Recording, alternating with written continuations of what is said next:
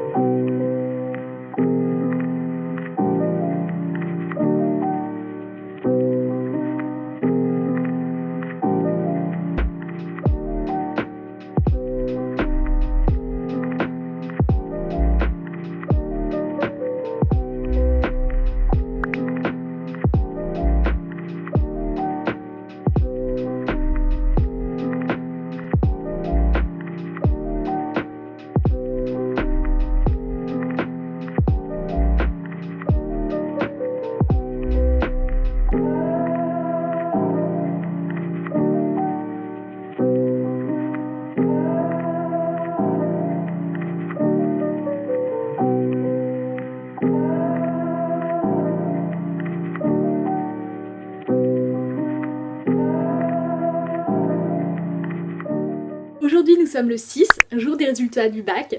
Il est actuellement 9h et ça y est, dans une heure je vais savoir quelle mention j'ai eu au bac. Mon lycée a organisé un brunch musical comme ils appellent ça. En gros ils nous invitent tous à aller au lycée afin de découvrir les résultats tous ensemble et de manger avec les professeurs, les élèves, tout ça. L'objectif c'est vraiment de passer un moment convivial et aussi de rendre finalement la réception de ces résultats un peu plus extraordinaire. De base on devait avoir un bal de promotion parce qu'en fait nous on est un tout petit lycée, on est 70 en classe de terminale, ce qui fait qu'on a un groupe assez soudé, assez uni et que tout le monde s'entend bien avec tout le monde. Et donc de base voilà, on devait avoir un bal de promotion mais qui a été annulé à cause du Covid et à défaut justement de pouvoir faire ce bal, on a donc ce petit brunch musical avec tout le reste de la promotion.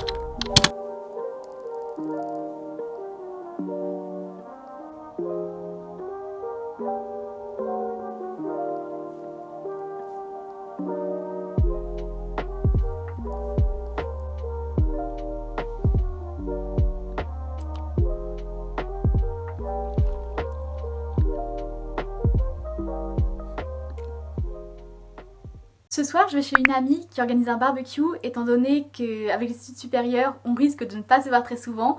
Et cette soirée, c'est un peu l'occasion de passer un moment tous ensemble et surtout de se dire au revoir une dernière fois, parce que l'année prochaine, je doute fort qu'on réussisse à se voir aussi souvent qu'on le fait actuellement. D'un côté, ça va être génial parce que j'ai vraiment hâte qu'on se retrouve tous ensemble, mais de l'autre, c'est vrai qu'il y a un petit goût amer étant donné que je sais que c'est la dernière fois qu'on se voit avant un bon bout de temps. En revanche, je passe la nuit là-bas, donc ça va être vraiment chouette, étant donné que le lendemain, j'ai cours de conduite à 10h. C'est ma dernière heure de conduite, ensuite j'enchaîne avec la conduite supervisée.